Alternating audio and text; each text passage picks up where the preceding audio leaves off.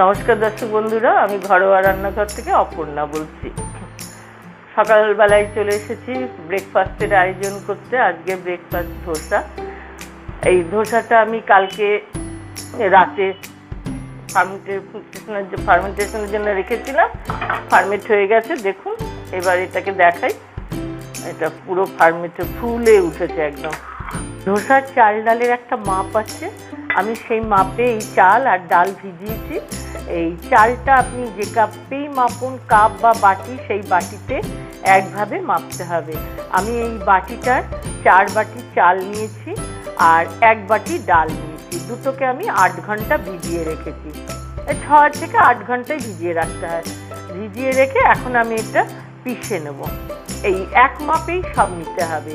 এখন এর মধ্যে আমি যেটা দিয়েছি সেটা হচ্ছে ডালের মধ্যে কলাইয়ের ডাল 1 বাটি, তার মধ্যে 1 মুঠো ছোলার ডাল মিশিয়ে দিয়েছি। ছোলার ডালটা দিলে একটু ক্রিস্পিটা বেশি হয়, ভালো হয় টেস্ট। আর একটু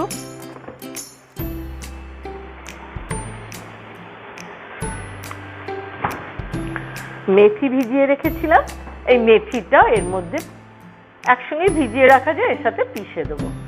এই হচ্ছে এই ধোসার চাল ডাল। ধোসার চাল ডালের এই মাপটাকে ঠিক রাখতে পারলেই ধোসা ভালো হয়। 4 কাপ ডাল 1 কাপ, 4 কাপ চাল 1 কাপ ডাল। 4 কাপ চালে 1 কাপ ডাল দিতে হবে আর মেথি, আর ডালের মধ্যে 1 মুঠ ছোলার ডাল। যে কিন্তু মাপটাই 1 বাটিরই হবে, একটু কম করে সেখানে ছোলার ডালটা একটু দিয়ে দেওয়া এই আর কি। এবারে আমি এগুলো পিষে নেবো। পিষে নিয়ে ওভারনাইট রেখে দিত ফার্মেন্টেশনের জন্য। প্রথমে আমি ডালটাকে খুব মিহি করে পিষে নিতে হবে। ডালটাকে খুব মিহি, চালটাও পিষতে হবে, কিন্তু ডালটাকে আগে মিহি করে পিষে নিই।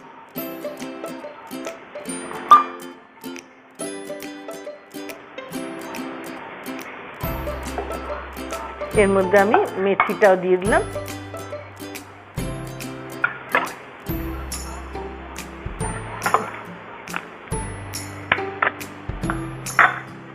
এক বাটি জল দিয়ে দিচ্ছি এতে। আমার ডালটা বাটা হয়ে গেছে, এইরকম পিষতে হবে। আমি হাত দিয়ে দেখাচ্ছি, এরকম একদম মোলায়েম হয়ে যাবে, ক্রিমের মতো। এবার ডালটা ঢেলে দিয়ে এবার এতে চালটা পিষবো। এবার অল্প অল্প করে চালটা পিষতে হবে। একবারে সবটা চাল আমার আটবে না, এই জন্য আমি 2 বারে 3 বারে পিষবো। মাপটা নিজের জলের, কেন ধোসার ব্যাটারটা হবে একটু পাতলা, ইডলির ব্যাটারটা একটু ভারী হয়, মোটা।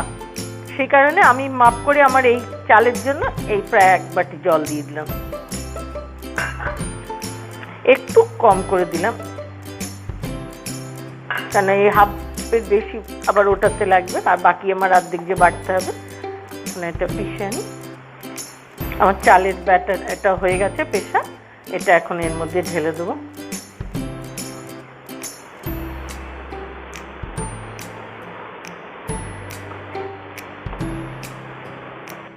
আমার ব্যাটারটা পুরো তৈরি হয়ে গেল। চাল ডাল মিশ্রণটা এইভাবে ফেটিয়ে রাখতে হবে। এটা পাতলাই হয়েছে, আর পাতলা করার দরকার নেই। এবার সারা রাত এটা ঢাকা থাকবে, চাপার ঢাকা। ফার্মেন্টেশনটা হয়ে গেলে সকালবেলা এটা দিয়ে ধোসা। এটা যতটা পারি নিজের মতো খুব ফেটিয়ে রাখতে হবে, মিশ্রণটা ফেটানো যেন ভালো হয়।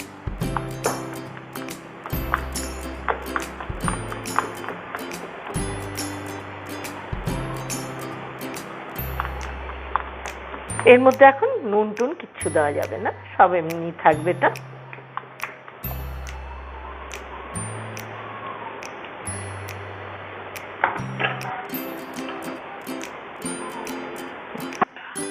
এবার এটাকে একটু ফেটিয়ে নিতে হবে ভালো করে। এখন এতে আমি একটু চিনি দেবো। আমি ছোলার ডাল দিয়ে সবজি নুন চিনিটা দিই। ধোসায় নুন দেওয়ার দরকার হয় না, কেন তরকারিতে নুন থাকে। অল্প একটু নুন দিয়ে দিলাম।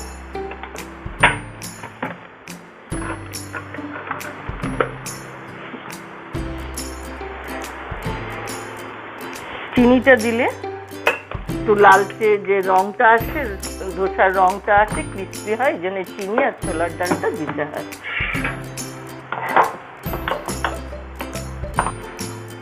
আমি চাটুটাকে ননস্টিক চাটু নিচ্ছি, এটাকে একটু সিজলিং করে নিয়েছি একটু তেল দিয়ে আর একটু জল দিয়ে।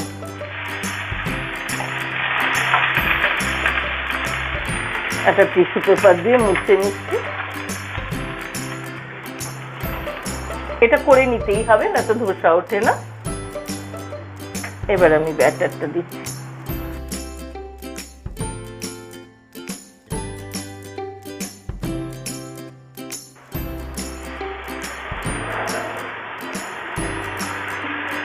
এইভাবে ঘুরিয়ে ঘুরিয়ে যতটা বড় করার করে নিতে হবে।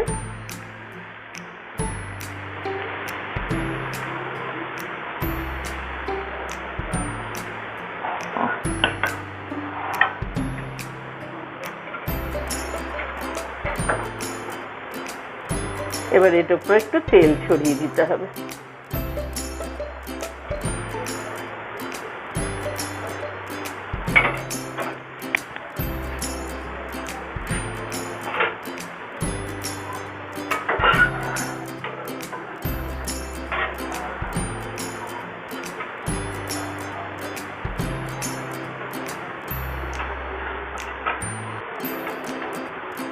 আমার এটা উঠে আসছে ভালো মতো। তেল জল ছিটিয়ে বারবার করবার সময় একটু জল ছিটিয়ে ছিটিয়ে এটাকে মুছে নিলে ধোসাটা ভালো ওঠে।